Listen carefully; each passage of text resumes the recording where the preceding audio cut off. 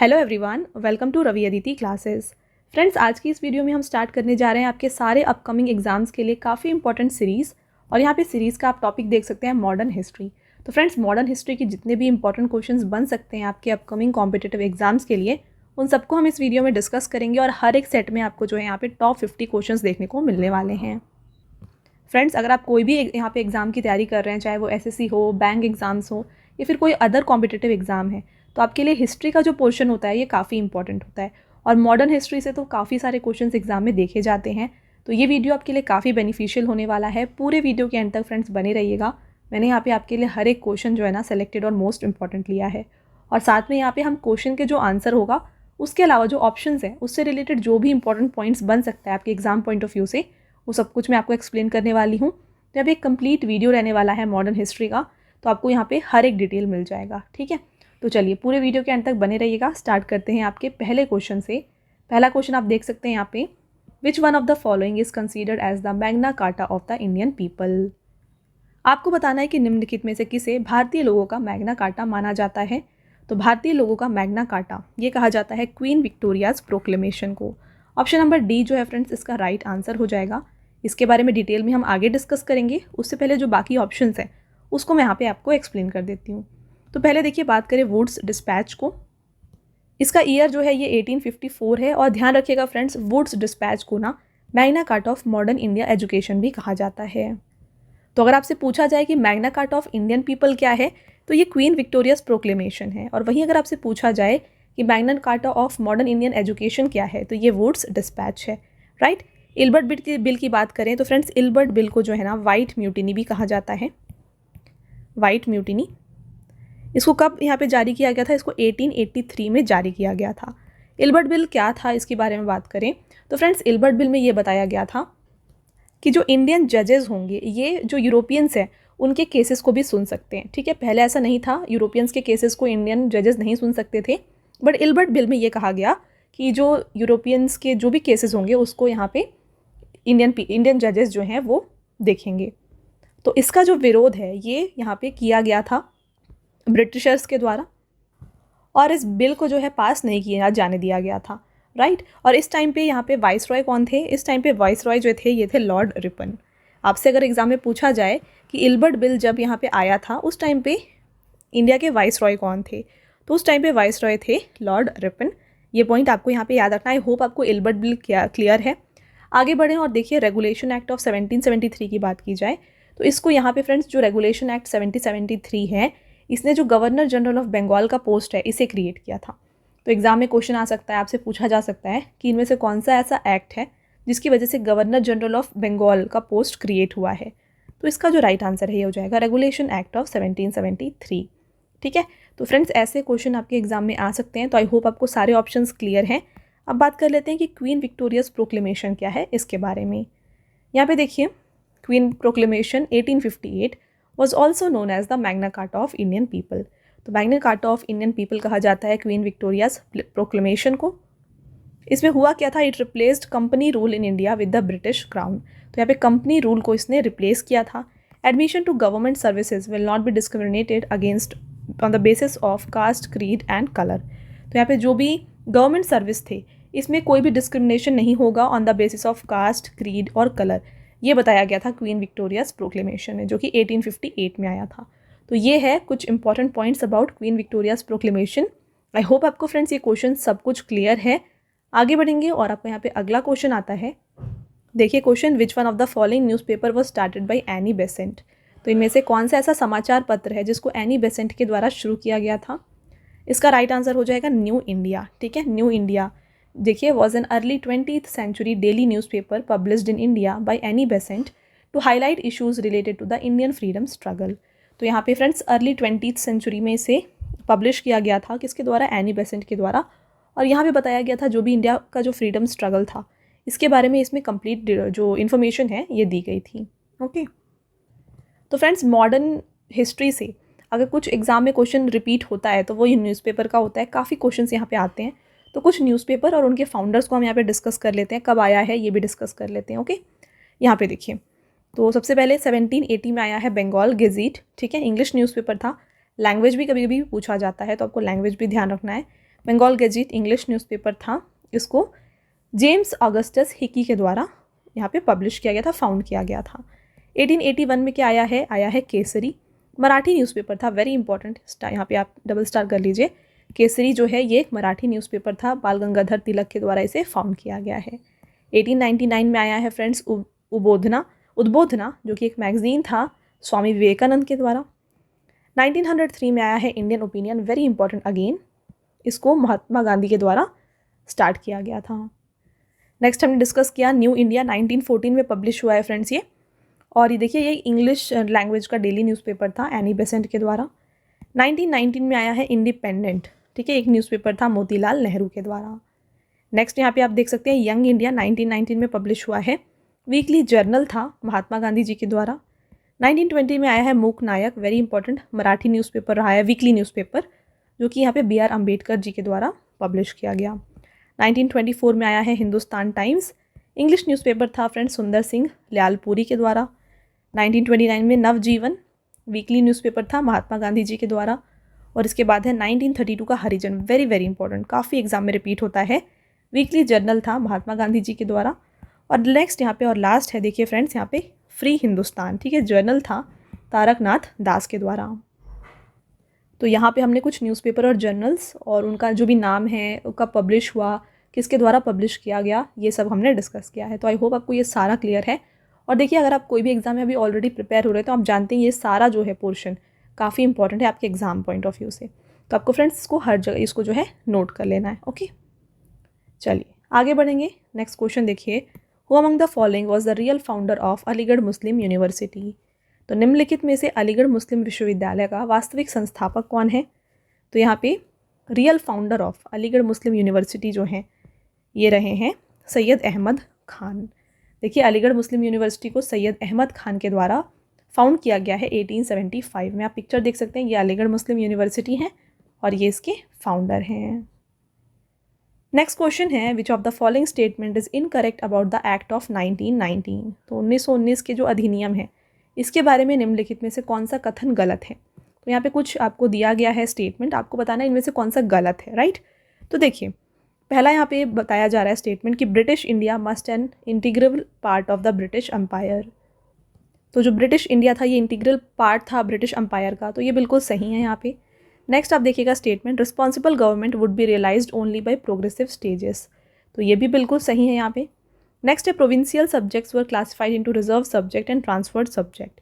तो इसको आप यहाँ पे देखिए। और नेक्स्ट देखिए, the salary of the secretary of state for India was drawn out of the revenues of Indian government. तो एक्ट ऑफ 1919 में ये तीनों चीज़ दी गई थी, बट आप जो देख रहे हैं यहाँ पे, the salary of the secretary of state for India was drawn out of revenues of Indian government, ये बिल्कुल गलत है। तो ऑप्शन नंबर डी यहाँ पे राइट आंसर है फ्रेंड्स, ये स्टेटमेंट बिल्कुल गलत है। आगे इसके बारे में डिस्कस करते हैं। यहाँ पे देखिए complete information government of India act 1919 के बारे में। तो यहाँ पे बाई कैमरल सिस्टम को यहाँ पे स्टार्ट किया गया था। इसके अलावा यहाँ पे सेपरेट प्रोविंशियल और सेंट्रल बजट्स हुआ करते थे, तो इस तरीके से सेपरेट इलेक्टोरेट्स आए। तो ये कुछ जो है यहाँ पे आप देख रहे हैं, ये सब कुछ गवर्नमेंट ऑफ इंडिया एक्ट 1919 से आया है, ठीक है। तो यहाँ पे फ्रेंड्स जो आप ऑप्शन देख रहे हैं, the salary of the secretary of the state for India was drawn out of the revenues of Indian government. तो इंडियन गवर्नमेंट नहीं बल्कि ब्रिटिश के द्वारा दिया जाना था सेक्रेटरी ऑफ स्टेट का जो सैलरी है वो, तो इसलिए ये जो ऑप्शन नंबर डी है ये गलत है, ठीक है। इसके अलावा हमने यहाँ पे डिफरेंट जो भी यहाँ पे आए थे provisions government of India act 1919 का ये बता दिया है। आई होप आपको ये सब कुछ क्लियर है। बाई कैमरल सिस्टम क्या होता है, यहाँ पे एक अपर हाउस होगा, लोअर हाउस होगा, ठीक है, council of state, legislative assembly होगी, ये बताया गया है बाई कैमरल सिस्टम में। इससे रिलेटेड और भी इंपॉर्टेंट पॉइंट्स आगे हैं क्वेश्चंस में, तो हम वहाँ पे इसे डिस्कस करेंगे, ठीक है। इसके अलावा यहाँ पे सेपरेट इलेक्टोरेट्स बनाया गया, सिख के लिए, क्रिश्चियंस के लिए, एंग्लो इंडियंस के लिए, डायरार्की को यहाँ पे इंट्रोड्यूस किया गया। ओके, तो ये कुछ यहाँ पे डिफरेंट प्रोविजंस जो हैं स्टार्ट किए गए थे गवर्नमेंट ऑफ इंडिया एक्ट 1919 से। ओके, चलिए आपका अगला क्वेश्चन यहाँ पे आता है, विच of the following leaders was not associated with extremist leadership of Indian National Congress. तो यहाँ पे बात आई है इंडियन नेशनल कांग्रेस की। आपको बताना है फ्रेंड्स कि निम्नलिखित में से कौन सा नेता भारतीय राष्ट्रीय कांग्रेस के उग्रवादी नेतृत्व से जुड़ा नहीं था। तो यहाँ पे जो एक्सट्रीमिस्ट लीडरशिप थी इसमें A.O. ह्यूम नहीं थे, तो ऑप्शन नंबर डी जो है राइट आंसर हो जाएगा।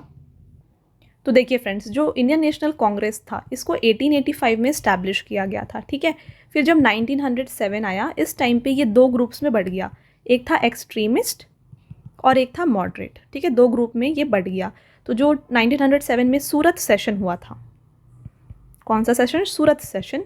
यहाँ पे जो है इंडियन नेशनल कांग्रेस दो पार्ट में डिवाइड हुआ था। वेरी इंपॉर्टेंट ईयर और ये कौन सा सेशन था, ये आपको एग्जाम में पूछा जा सकता है, राइट। तो 1907 का सूरत सेशन में आईएनसी दो भागों में सेपरेट हुआ है, एक्सट्रीमिस्ट और मॉडरेट्स। तो यहाँ पे जो आप देख रहे हैं एक्सट्रीमिस्ट और मॉडरेट्स, तो यहाँ पे डिफरेंट डिफरेंट लीडर्स जो हैं, कुछ ये बढ़ गए थे, कुछ एक्सट्रीमिस्ट में थे, कुछ मॉडरेट्स में थे। तो यहाँ पे क्वेश्चन में पूछा गया था कौन इनमें से एक्सट्रीमिस्ट में नहीं थे। तो यहाँ पे आप जो देख रहे हैं ए ओ ह्यूम, फ्रेंड्स ये मॉडरेट्स में थे, बाकी तीनों आप जो देख रहे हैं ये एक्सट्रीमिस्ट ग्रुप में आते थे। तो यहाँ पे हम डिस्कस करेंगे डिटेल में ये क्या क्या है।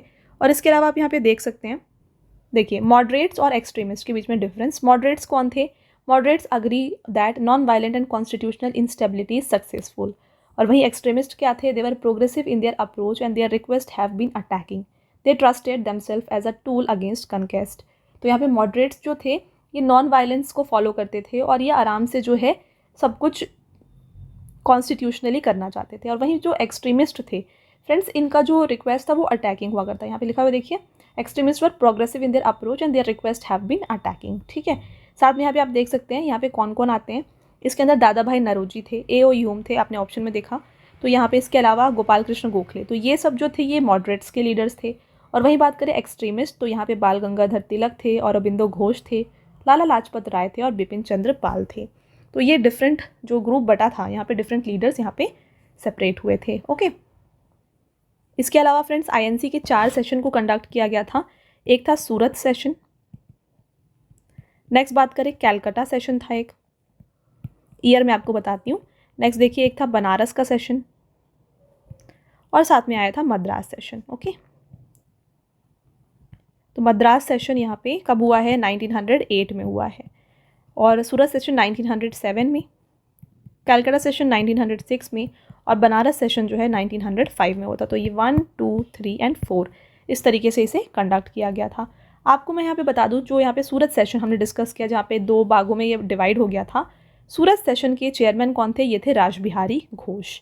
ये आपके लिए यहाँ पे इम्पॉर्टेंट है, ठीक है। चलिए आपका अगला क्वेश्चन यहाँ पे आता है, when was the famous resolution on non cooperation under the inspiration of Mahatma Gandhi was adopted in the special session of Congress held in Calcutta।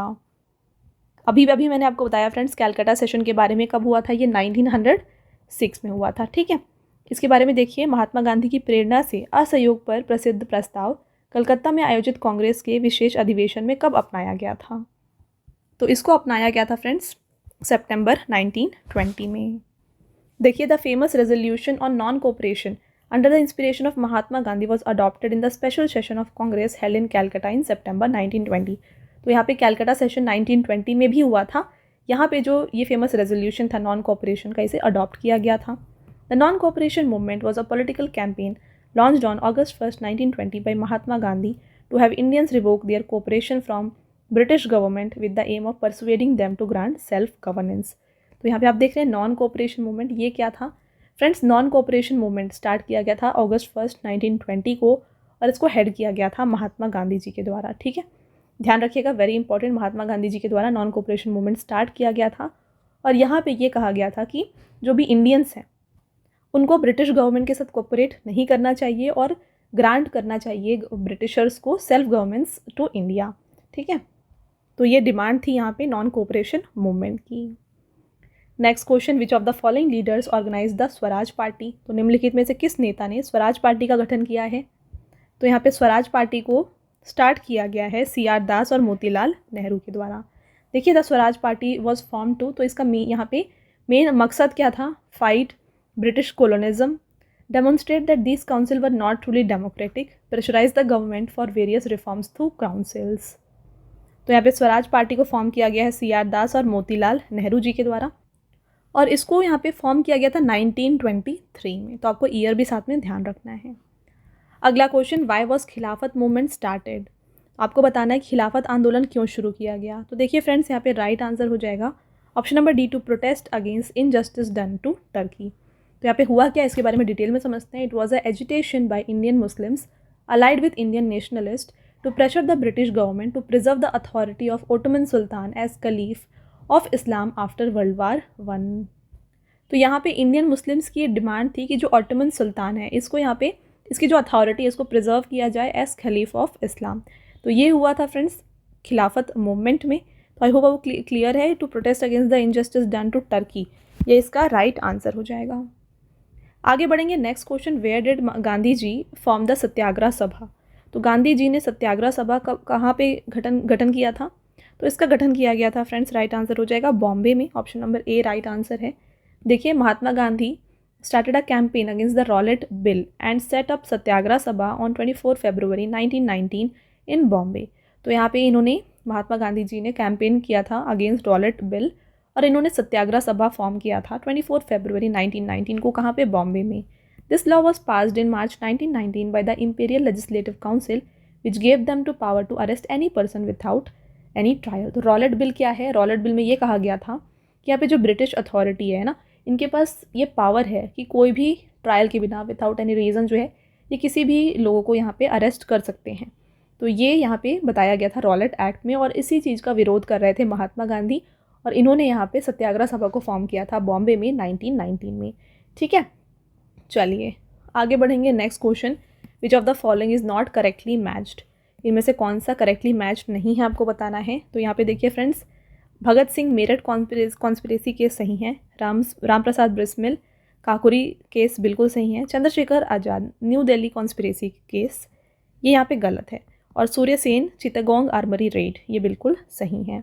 तो option number C right answer हो जाएगा। आप जो यहाँ पे कॉन्स्पिरेसी केसेस देख रहे हैं इसके बारे में भी हम डिटेल में आगे डिस्कस करेंगे। तो फ्रेंड्स आपको ये जो सीरीज़ है ना इसको कंटिन्यूसली देखना है, हम हर एक इंपॉर्टेंट क्वेश्चन मॉडर्न हिस्ट्री के आपके साथ कवर करने वाले हैं। और साथ में फ्रेंड्स मैं आपको बता दूं हमारी जो पेड पीडीएफ की वेबसाइट है ना ये है www.ravibookspdf.com। आप यहाँ नीचे देख सकते हैं, हमारा लिंक यहाँ पे आपके लिए मौजूद है। तो फ्रेंड्स यहाँ पे आपको रवि सर की जीके एंड करंट अफेयर्स की जो पीडीएफ है ना हिंदी एंड इंग्लिश मीडियम दोनों में मिल जाएंगी। तो अगर आपको कोई भी ई बुक चाहिए तो आप हमारे वेबसाइट को विजिट करके यहाँ से जो है ई बुक्स को परचेज़ कर सकते हैं। फ्रेंड्स आपको यहाँ पे मंथली करंट अफेयर्स का पीडीएफ, इसके अलावा लास्ट 5 मंथ्स का जो पीडीएफ है वो करंट अफेयर्स का, साथ में ईयरली पीडीएफ, ये सब कुछ आपको यहाँ पे मिल जाएगा।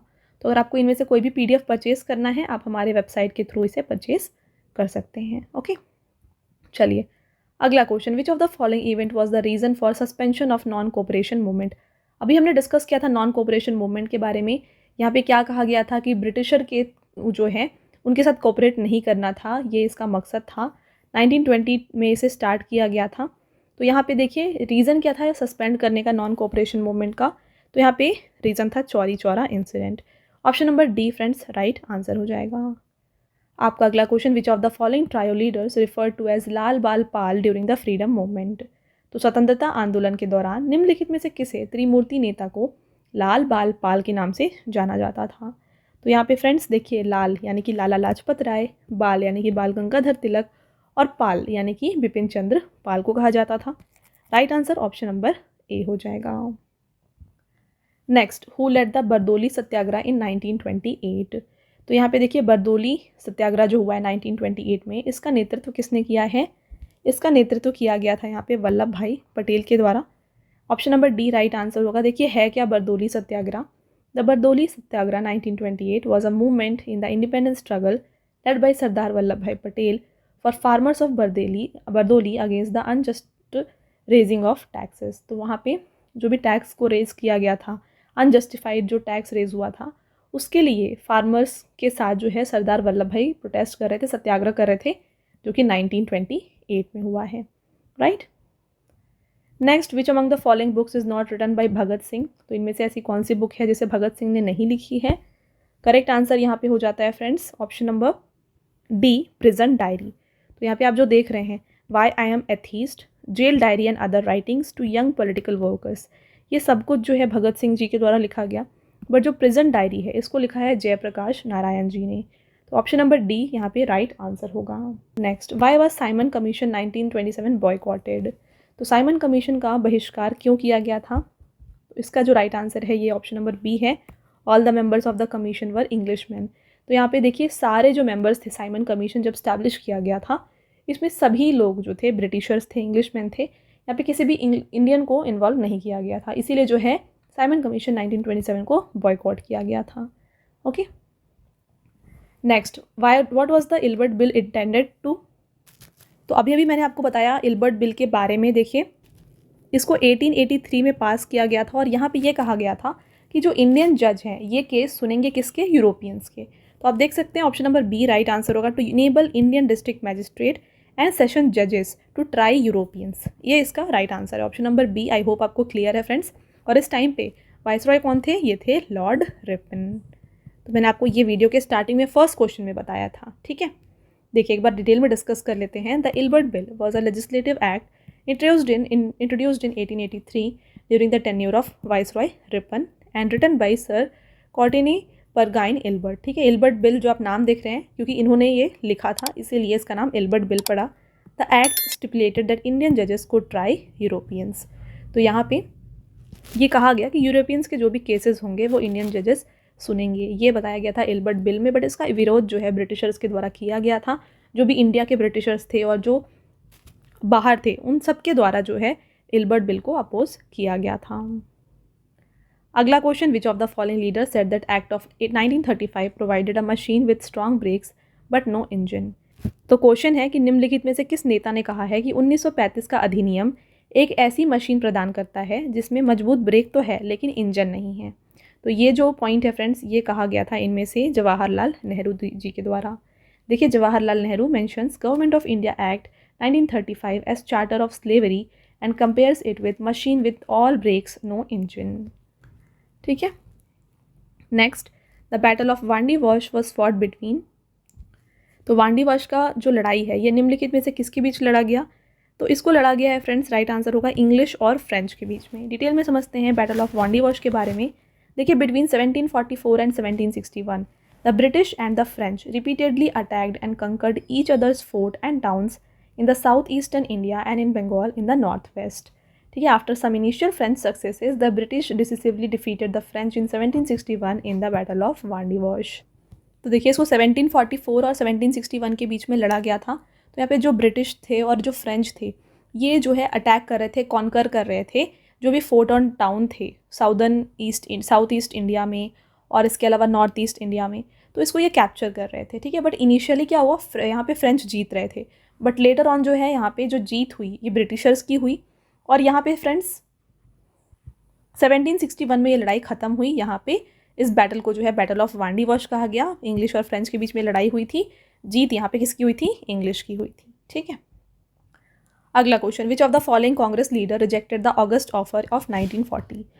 देखिए, निम्नलिखित में से किस कांग्रेस नेता ने 1940 के अगस्त प्रस्ताव को अस्वीकार कर दिया था। तो जो अगस्त ऑफर था इसको रिजेक्ट किया था मौलाना अब्दुल कलाम आज़ाद ने। देखिए, है क्या August offer. The August offer was rejected by then INC president Maulana Abdul Kalam Azad. Congress refuse to accept the offer and demanded immediate self government. Gandhi ji launched individual Satyagraha due to the dissatisfaction with the August offer. तो उस time पे Indian National Congress के जो president थे वो मौलाना अब्दुल कलाम आज़ाद थे।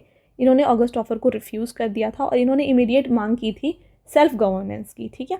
तो ये इसलिए अगस्त ऑफर को रिजेक्ट किया गया और गांधी जी ने उसके बाद ही तुरंत इंडिविजुअल सत्याग्रह को यहाँ पे स्टार्ट किया, राइट। आपका अगला question, which of the following event compel the Rabindranath Tagore to renounce his knighthood. निम्नलिखित में से किस घटना ने रविंद्रनाथ टैगोर को अपने नाइटहुड का त्याग करने के लिए मजबूर किया। तो यहाँ पे फ्रेंड्स देखिए, जलियांवाला बाग इंसिडेंट के बाद जो है रविंद्रनाथ टैगोर जी ने अपने नाइटहुड की जो उपाधि है इसको त्याग दी थी। देखिए, Jallianwala Bagh massacre incident on April 13, 1919 in which British troops fired on a large crowd of unarmed Indians in an open space known as Jallianwala Bagh in Amritsar in Punjab region, now in Punjab state of India, killing several hundred people and wounding many hundred more। तो यहाँ पे देखिए 1919 April 13 के दिन जो है ये incident हुआ था जलियांवाला बाग मैसेकर। तो यहाँ पे जो है ना जलियांवाला बाग में ये हुआ था, अमृतसर में ये है। तो यहाँ पे जो लोग हैं इंडियंस हैं उनके पास कोई भी गन्स और कोई भी यहाँ पे हथियार नहीं थे। इनके ऊपर ब्रिटिश ट्रूप्स के द्वारा जो है फायर किया गया था और यहाँ पे लाखों लोगों की मौत हुई थी, काफ़ी लोग घायल हुए थे। तो इस जलियांवाला बाग मैसेकर के बाद जो है रविन्द्रनाथ टैगोर जी ने अपने नाइटहुड की उपाधि को त्याग दिया था। आपका अगला question, which of the following British official initiated the doctrine of lapse. निम्नलिखित में से किस ब्रिटिश अधिकारी ने हड़प नीति की शुरुआत की। तो यहाँ पे डॉक्ट्राइन ऑफ लैप्स को जो है शुरू किया गया था लॉर्ड डलहौसी के द्वारा। देखिए, the governor general of English East India company from 1848 to 1856, Lord Dalhousie introduce the doctrine of lapse. The policy help the company take over territories of ruler who didn't have any natural heir. तो उस time पे governor general of English East India company Lord Dalhousie थे 1848 से लेके 1856 तक। तो इन्होंने introduce किया था डॉक्ट्राइन ऑफ लैप्स। तो इसमें क्या कहा गया था कि जो भी टेरिटरीज है, जो भी प्लेसेस है, जो एरियाज़ है जहाँ पे ऐसे रूलर्स हैं जिनके कोई नेचुरल हेयर्स नहीं है, यानी कि उनके कोई उत्तराधिकारी नहीं है, तो वो जो प्लेस होगा, टेरिटरी होगा, ये गवर्नमेंट के पास यानी कि ईस्ट इंडिया कंपनी के पास आ जाएगी, कैप्चर हो जाएगी। ये कहा गया था डॉक्ट्राइन ऑफ लैप्स में। तो इस टाइम पे जो यहाँ पे गवर्नर जनरल थे ये लॉर्ड डलहौसी थे, right. Next question, which of the following treaty ended with first Carnatic war. Very very important question. निम्नलिखित में से किस संधि से प्रथम कर्नाटक युद्ध समाप्त हुआ। तो फर्स्ट कर्नाटिक वॉर जो है फ्रेंड्स, ये एंड हुआ था बाय ट्रीटी ऑफ एक्सेला शपेल। ठीक है, देखिए, द वॉर एंडेड इन 1748 में जो है फर्स्ट कर्नाटिक वॉर था, ये कंप्लीट हुआ था। आप देख सकते हैं यहाँ पे with the treaty of Aix la Chapelle, also known as treaty of Aachen. ठीक है, इसे ट्रीटी ऑफ एचेन भी कहते हैं। इससे जो है फर्स्ट कर्नाटिक वॉर कंप्लीट हुआ था। तो टोटल 3 कर्नाटिक वॉर से आप देख सकते हैं, first, second and third. First हुआ था 1746 से लेके 1748 के बीच में, सेकेंड 1749 से 1754 के बीच में, और थर्ड कर्नाटिक वॉर हुआ था 1756 से लेके 1763 के बीच में। ओके, अगला question, which of the following act has provision of Indian civil services recruitment on the basis of competitive examination. Very important question. तो आपको बताना है कि निम्नलिखित में से किस अधिनियम के बाद जो है प्रतियोगी परीक्षा के आधार पर भारतीय सिविल सेवा भर्ती का प्रावधान था। तो जो भी इंडियन सिविल सर्विस होगा उसमें एडमिशन के लिए कॉम्पिटिटिव एग्जाम होगा, ये बताया गया था चार्टर एक्ट ऑफ 1853 के द्वारा। Right answer friends option number C है। तो फ्रेंड्स, आगे जाने से पहले जस्ट मैं आपको बताना चाहती हूँ हमारे पेड PDF के वेबसाइट के बारे में। यह है www.ravibookspdf.com। यहाँ पर फ्रेंड्स आपको रवि सर की GK एंड करंट अफेयर्स की जो PDF है हिंदी एंड इंग्लिश मीडियम दोनों में मिल जाएगी। तो जैसे मैंने आपको बताया, रिसेंटली यहाँ पे आपके लिए मे मंथली करंट अफेयर्स लॉन्च किया गया है, राइट। यहाँ पे आपको टॉपिक वाइज जो है 550+ one liner and MCQ questions देखने को मिल जाएंगे। इसके अलावा फ्रेंड्स यहाँ पे आपको ईयरली PDF और साथ में लास्ट 5 मंथ्स का जो PDF है करंट अफेयर्स का, ये भी मिल जाएगा। तो काफ़ी हेल्प होने वाली है आपके अपकमिंग एग्जाम्स के लिए इससे। तो इनमें से अगर आप कोई भी PDF को परचेज़ करना चाहते हैं, आप हमारे वेबसाइट के थ्रू इन्हें परचेज़ कर सकते हैं, राइट। आगे बढ़ते हैं। आपका अगला क्वेश्चन है, विच of the following governor general introduce the services of railway and telegraph systems. तो निम्नलिखित में से किस गवर्नर जनरल ने रेलवे और टेलीग्राफ प्रणाली की सेवाएं शुरू की। तो इसका राइट आंसर हो जाएगा option number B, Lord Dalhousie. तो डलहौसी के टाइम पर फ्रेंड्स जो रेलवे है और टेलीग्राफ सिस्टम है इसको इंट्रोड्यूस किया गया था। देखिए, his tenure as governor general in India was 1848 to 1856। तो 1848 से लेके 1856 तक ये टेन्योर में रहे हैं एज गवर्नर जनरल, ठीक है। Under his tenure many notable events were started. Railway system was one of the major contribution in India. The first railway line was started under his tenure in 1853, Thane to Bombay. Very very important, पहला railway line जो है ये 1853 में start किया गया था। कहाँ से कहाँ तक? थाने से बॉम्बे तक।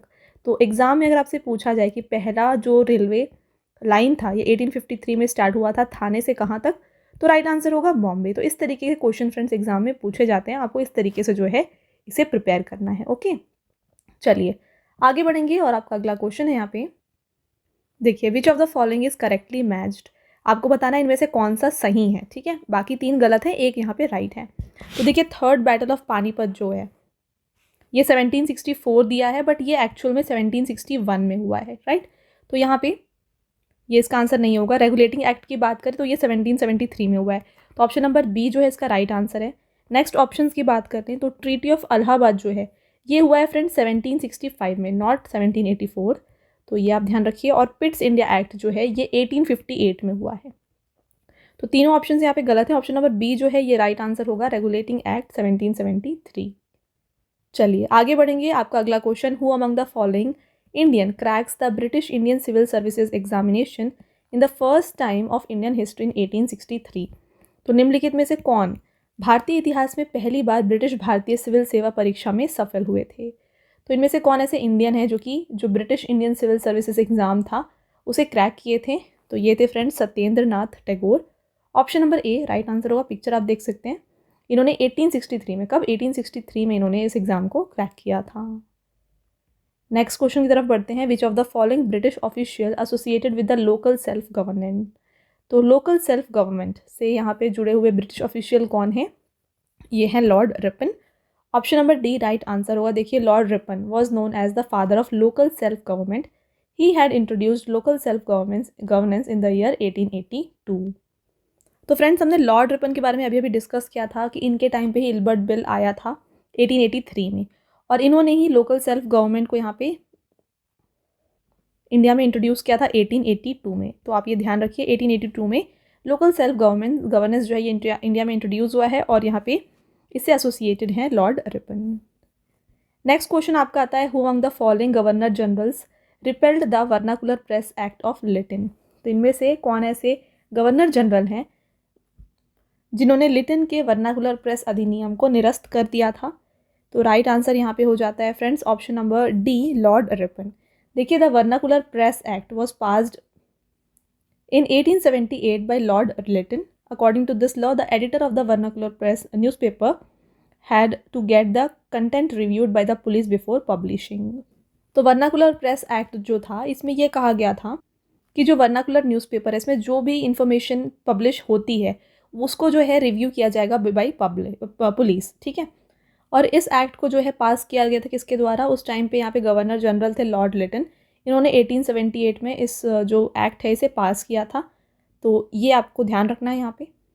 Next question, who among the British governor general shown great interest in the preservation of ancient monuments? तो किस ब्रिटिश गवर्नर जनरल ने प्राचीन स्मारकों के संरक्षण में गहरी रुचि दिखाई है? तो एंशंट जो भी मॉन्यूमेंट्स थे उनके प्रिजर्वेशन में बहुत बड़ा हाथ था लॉर्ड कर्जन का। ऑप्शन नंबर ए फ्रेंड्स राइट आंसर होगा। आगे बढ़ेंगे, who was the viceroy when the Jallianwala Bagh massacre took place? तो हमने डिस्कस किया फ्रेंड्स 1919 में जलियांवाला बाग मैसेक्रे हुआ था, जलियांवाला बाग अमृतसर में।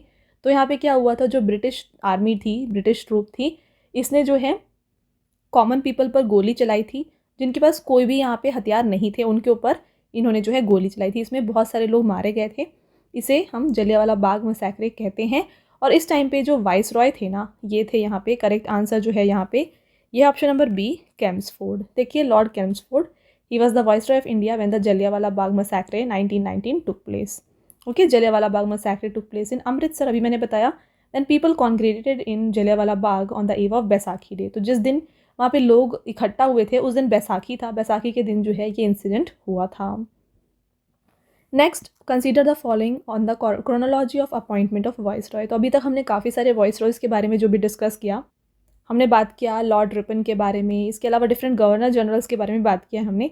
यहाँ पे फ्रेंड्स देखिए, आपको बताना है 4 यहाँ पे आपको वाइसरॉयज़ दिए हैं, इनको आपको ऑर्डर में अरेंज करना है on the basis of their appointment, ठीक है। तो यहाँ पे देखिए, मैंने आपके लिए कंप्लीट लिस्ट यहाँ पे प्रोवाइड की है सारे वाइसरॉयज़ ऑफ इंडिया की। सबसे पहले लॉर्ड कैनिंग आए थे, फिर लॉर्ड एल्गिन, फिर Lord John Lawrence, Lord Mayo, Lord Northbrook, Lord Lytton, Lord Ripon, Lord Dufferin, फिर आए थे लैंसडोन, फिर Elgin 2, Lord Curzon, Minto 2, Hardinge 2, Chelmsford, ठीक है, फिर Reading, Irwin, Willingdon, Linlithgow, Wavell और माउंटबेटन। तो माउंटबेटन जो है यहाँ पे लास्ट वाइसरॉय थे हमारे इंडिया के, और पहले वाइसरॉय कौन थे? लॉर्ड कैनिंग थे। ये दोनों आपके एग्जाम के लिए काफ़ी इंपॉर्टेंट है। अब हम इन सबको यहाँ पे ऑर्डर में अरेंज कर देते हैं। तो आप देख सकते हैं यहाँ पे सबसे पहले जो आते हैं फ्रेंड्स, ये हैं यहाँ पे लॉर्ड रीडिंग, ठीक है। रीडिंग आप देख सकते हैं यहाँ पे हैं। इसके बाद सेकंड पोजीशन पे आते हैं लॉर्ड इरविन, इसके बाद आते हैं वेलिंगटन और फिर लिनलिथगो। यानी कि ये चारों जो हैं यहाँ पे क्रोनोलॉजी में ही अरेंज्ड है। तो 1 2 3 4 यानी कि ऑप्शन नंबर ए जो है यहाँ पे राइट आंसर हो जाएगा। ओके, आगे बढ़ते हैं। अगला question, which of the following leader is correctly matched with their association party books newspaper? यहाँ पे फ्रेंड्स आप देख सकते हैं यहाँ पे कुछ न्यूज़पेपर बुक्स पार्टी ये दिए हुए हैं और उनसे रिलेटेड जो भी लीडर है वो दिए हुए हैं। आपको बताना है इनमें से कौन सा जो ऑप्शन है वो सही है, यानी कि करेक्टली मैच्ड है। तो देखिए यहाँ पे दिया है Devendra Nath Tagore young India, but देखिए फ्रेंड्स, जो यंग इंडिया है ये एक मैगज़ीन थी जिसको 1919 में पब्लिश किया गया था महात्मा गांधी जी के द्वारा। ये हमने वीडियो के स्टार्टिंग में सेकंड क्वेश्चन में शायद पढ़ा था कि ये जो है ये एक इंग्लिश न्यूज़पेपर था, इंग्लिश मैगज़ीन था, वीकली मैगज़ीन, जिसको महात्मा गांधी जी ने पब्लिश किया था 1919 में। तो ये तो यहाँ पे बिल्कुल गलत दिया हुआ है। रविंद्रनाथ टैगोर पत्रिका, ये भी यहाँ पे गलत है। रविंद्रनाथ टैगोर ने यहाँ पे पत्रिका को पब्लिश नहीं किया है। नेक्स्ट बात करें, यहाँ पे दिया है, देखिए यहाँ पे बताया जा रहा है कि गांधी जी से एसोसिएटेड है गीतांजलि, बट गीतांजलि जो है फ्रेंड्स ये एक कलेक्शन ऑफ पोएम्स था जो किसके द्वारा लिखा गया है, रविंद्रनाथ टैगोर जी के द्वारा लिखा गया है। तो ये ऑप्शन भी गलत है। नेक्स्ट आप देख सकते हैं बाल गंगाधर तिलक केसरी, राइट। तो फ्रेंड्स यहाँ पे जो केसरी आप देख रहे हैं ये एक मराठी न्यूज़पेपर था। आप देख सकते हैं, पिक्चर भी मैंने आपके लिए इंक्लूड किया है। ये एक मराठी न्यूज़पेपर था जिसको 1881 में फाउंड किया गया था बाल गंगाधर तिलक के द्वारा। तो ऑप्शन नंबर डी जो है यहाँ पे राइट आंसर हो जाएगा, ये करेक्टली मैच्ड है। ओके, चलिए आगे बढ़ते हैं और आपका अगला question, who among the following leaders draws is inspiration from Mahatma Gandhi. देखिए निम्नलिखित में से कौन से नेता एम के गांधी से प्रेरणा लेते हैं। राइट आंसर यहाँ पे हो जाता है option number C, Abdul Ghaffar Khan. देखिए खान अब्दुल गफ़ार खान, जिन्हें फ्रंटियर गांधी के नाम से जाना जाता है। Very very important, double star करिए। एग्जाम में क्वेश्चन डायरेक्टली पूछा जाता है कि who among the following is known as Frontier Gandhi. तो यहाँ पे देखिए खान अब्दुल गफ़ार खान को जो है फ्रंटियर गांधी जी के नाम से जाना जाता है। He was a political and spiritual leader known for his belief in non violence and methods of opposition to British adopted by Mahatma Gandhi. तो जैसे कि महात्मा गांधी नॉन वायलेंस को सपोर्ट करते थे, तो और ये इस वजह से जो है ये इंस्पायर्ड थे महात्मा गांधी जी से। तो इसीलिए जो राइट आंसर है ये हो जाएगा ऑप्शन नंबर सी। और पिक्चर आप देख सकते हैं, ये है Khan Abdul Ghaffar Khan. Next, who among the following leader made the famous objective resolution in the constituent assembly. निम्नलिखित में से किस नेता ने संविधान सभा में प्रसिद्ध उद्देश्य प्रस्ताव पेश किया था। तो यहाँ पे उद्देश्य प्रस्ताव यानी कि ऑब्जेक्टिव रेजोल्यूशन को जो है यहाँ पे जो है प्रेजेंट किया गया था, ये जवाहरलाल नेहरू जी के द्वारा प्रेजेंट किया गया। आगे बढ़ेंगे, विच of the following leader was one of the founding member of the Muslim league. तो मुस्लिम लीग को इनमें से किसके द्वारा फॉर्म किया गया है, फाउंड किया गया है। करेक्ट आंसर हो जाएगा friends option number C, Nawab Salimullah. Option number C right answer है। तो friends all India Muslim league, इसकी फॉर्मेशन हुई थी 1906 में 30 दिसंबर को। कहाँ पे हुई थी, ढाका में, ठीक है, ढाका बांग्लादेश में नवाब सलीमुल्ला के द्वारा इसे यहाँ पे स्टार्ट किया गया था। और इस लीग का यानी कि मुस्लिम लीग का जो कॉन्स्टिट्यूशन था इसको 1906 में ही कराची पाकिस्तान में बनाया गया। ये आपके लिए इंपॉर्टेंट पॉइंट है। और इसका जो पहला सेशन था ये 1907 में कहाँ पे हुआ था, ये कराची में हुआ था, ठीक है। और साथ में पहले प्रेसिडेंट कौन थे मुस्लिम लीग के, आगा खान, ये फर्स्ट प्रेसिडेंट रहे हैं मुस्लिम लीग के, फर्स्ट प्रेसिडेंट, राइट। तो फ्रेंड्स ये कुछ इंपॉर्टेंट पॉइंट्स हो गए मुस्लिम लीग से। आई होप आपको क्लियर है। 30 दिसंबर 1906 को ढाका बांग्लादेश में इसका फॉर्मेशन हुआ। इसके अलावा यहाँ पे पहले प्रेसिडेंट जो रहे हैं ये आगा खान रहे हैं। फिर 1906 में फ्रेंड्स कराची पाकिस्तान में इसका जो कॉन्स्टिट्यूशन है ये बनाया गया। और पहला सेशन जो है ये 1907 में ही कराची में हुआ था। Okay, next question, who among the following leader headed the interim government of 1946। निम्नलिखित में से किस नेता ने 1946 की अंतरिम सरकार का नेतृत्व किया था। तो यहाँ पे जो इंटरिम गवर्नमेंट फॉर्म हुई थी इसका जो हेड है ये थे जवाहरलाल नेहरू। देखिए, the interim government of India was formed on September 2, 1946 from newly elected constituent assembly with the powers of prime minister bestowed on the vice president of council Jawaharlal Nehru. अगला question, who was the first governor general of the new Indian dominion. तो नए भारतीय अधिराज्य का प्रथम governor general कौन था। Right answer option number D, Lord Mountbatten. तो फ्रेंड्स लॉर्ड माउंटबेटन जो थे ये पहले गवर्नर जनरल थे डोमिनियन ऑफ इंडिया के। आगे बढ़ेंगे, आपका अगला question, Champaran and Kheda Satyagraha were led by, again very important, double star करिए। तो चंपारण और खेड़ा सत्याग्रह जो है इसका नेतृत्व किसके द्वारा किया गया था। इसका नेतृत्व किया गया था फ्रेंड्स यहाँ पे एम के गांधी जी के द्वारा। देखिए, चंपारण सत्याग्रह जो कि हुआ है अप्रैल 1917 को, it was the first Satyagraha movement led by Gandhi in the Champaran district of Bihar. तो 1917 में चंपारण सत्याग्रह स्टार्ट हुआ था और ये पहला सत्याग्रह था गांधी जी के द्वारा। और ये कहाँ पे हुआ था, चंपारण डिस्ट्रिक्ट बिहार में इसे कंडक्ट किया गया था। The issue was indigo cultivation under the tinkathia system of the 3/20 of the total land. Gandhi convince the authorities to end the system. तो यहाँ पे इंडिगो के कल्टिवेशन से रिलेटेड था ये चंपारण सत्याग्रह। ओके, आपका अगला क्वेश्चन देखिएगा, which of the following statement is correct about Pandit Jawaharlal Nehru. तो इनमें से कौन सा स्टेटमेंट पंडित जवाहरलाल नेहरू के बारे में करेक्ट है। यहाँ पे देखिए friends, Nehru did not believe in doctrine of non violence, ये यहाँ पे गलत है। इसके अलावा ये बिलीव करते थे नॉन वायलेंस में। Nehru was not in favour of socialism, very wrong. Nehru had his higher education in India only, ये भी गलत है। नेक्स्ट देखिए, Nehru stressed the importance of national planning. तो नेशनल प्लानिंग पे इन्होंने काफ़ी मतलब सोच किया था, यानी कि इन्होंने ब्रीफ दिया था इसका। तो ये ऑप्शन नंबर डी जो है राइट आंसर है, ये बिल्कुल करेक्ट है। Next, which of the following books were written by Pandit Jawaharlal Nehru. तो इनमें से देखिए यहाँ पे आपको 4 बुक्स के नाम दिए गए हैं और आपको बताना है इनमें से कौन से बुक्स हैं जिसको लिखा गया है पंडित जवाहरलाल नेहरू के द्वारा। तो यहाँ पे फ्रेंड्स देखिए, सबसे पहले डिस्कवरी ऑफ इंडिया, इसको लिखा गया है जवाहरलाल नेहरू जी के द्वारा। आप देख सकते हैं, पिक्चर भी यहाँ पे मैंने आपके लिए इंक्लूड किया। Next, glimpses of world history, ये बुक को भी जवाहरलाल नेहरू जी के द्वारा लिखा गया है। तो 1 और 3 इसका राइट आंसर होगा, यानी कि ऑप्शन नंबर सी जो है फ्रेंड्स, ये इसका राइट आंसर है। Right. Next, who among the following reformer associated with the passing of window remarriage act. निम्नलिखित में से कौन सा सुधारक विधवा पुनर्विवाह अधिनियम के पारित होने से जुड़ा है। राइट आंसर हो जाएगा फ्रेंड्स ईश्वर चंद्र विद्यासागर। तो ये यहाँ पे रिफॉर्मर थे जो कि विडो रीमैरिज एक्ट से एसोसिएटेड हैं। आगे बढ़ेंगे, नेक्स्ट देखिएगा, which of the following is a journal published in Britain by committee of Indian National Congress. निम्नलिखित में से कौन सा जर्नल भारतीय राष्ट्रीय कांग्रेस की समिति द्वारा ब्रिटेन में प्रकाशित किया जाता है। राइट आंसर हो जाएगा ऑप्शन नंबर बी, इंडिया।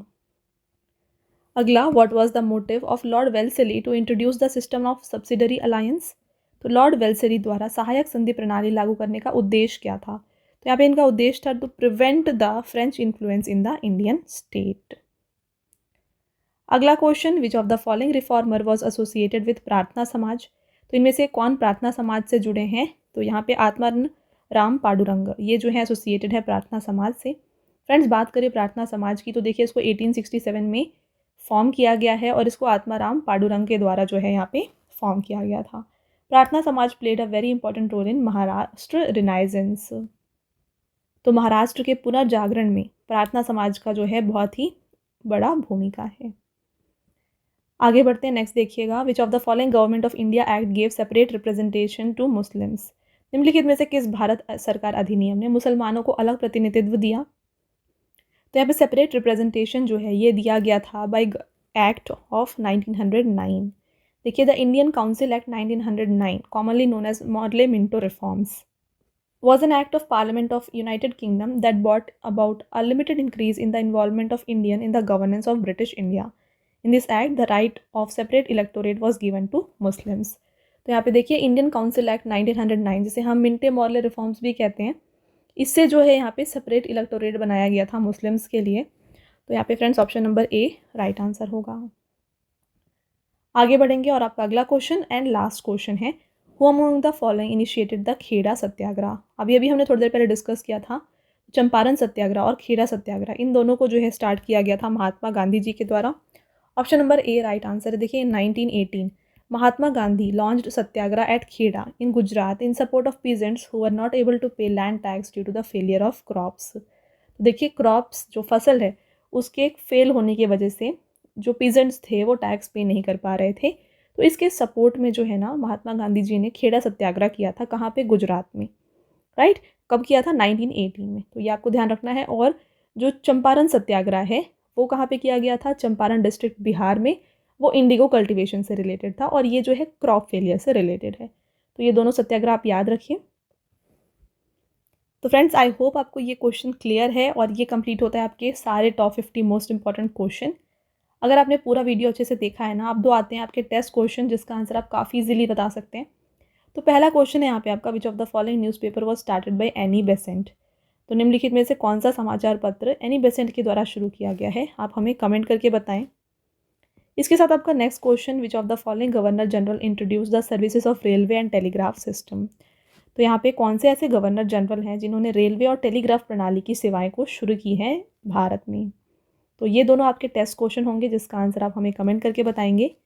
साथ में फ्रेंड्स, मैंने पेड पीडीएफ की वेबसाइट के बारे में आपको ऑलरेडी बताया है। ये है www.ravibooks.pdf.com। यहाँ पर आपको रवि सर की जीके एंड करंट अफेयर्स की जो PDF है ना, हिंदी एंड इंग्लिश मीडियम दोनों में मिल जाएंगी। तो आप हमारे वेबसाइट से जाके इन PDFs को बाय कर सकते हैं। फ्रेंड्स, आपको यहाँ पे देखिए मई का मंथली करंट अफेयर्स, वो भी 550 प्लस 1 लाइनर एंड MCQ के साथ जो है टॉपिक वाइज मिल जाएगा। इसके अलावा आपको यहाँ पे जैन टू मई का जो लास्ट 5 मंथ्स का करंट अफेयर्स है ये मिल जाएगा। और इसके अलावा ईयरली PDF भी आपके लिए यहाँ पे अवेलेबल है। तो इनमें से कोई भी जो PDF है अगर आप परचेज़ करना चाहते हैं, आप हमारे वेबसाइट को विजिट करके परचेज़ कर सकते हैं। ओके, ऑलराइट फ्रेंड्स, तो ये था हमारा आज का लास्ट स्लाइड। आई होप आपको ये वीडियो क्लियर है, वीडियो पसंद आई होगी। तो वीडियो अगर आपको पसंद आई है तो वीडियो को लाइक और अपने फ्रेंड्स के साथ शेयर ज़रूर करिएगा। और ये वीडियो आपको कैसी लगी हमें कमेंट करके ज़रूर बताएं। मिलते हैं एक और इम्पॉर्टेंट टॉपिक के साथ अगले वीडियो में। तब तक के लिए thank you and have a nice day.